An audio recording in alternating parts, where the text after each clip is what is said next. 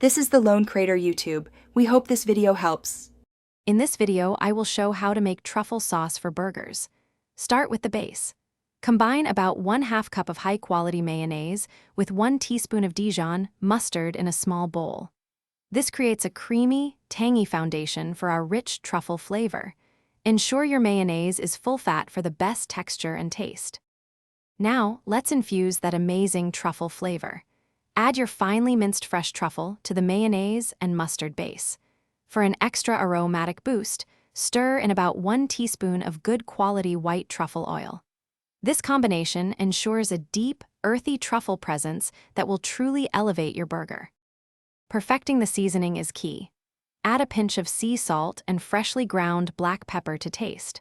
A small squeeze of fresh lemon juice, about 1/4 of a teaspoon, will brighten the sauce beautifully. Stir everything thoroughly.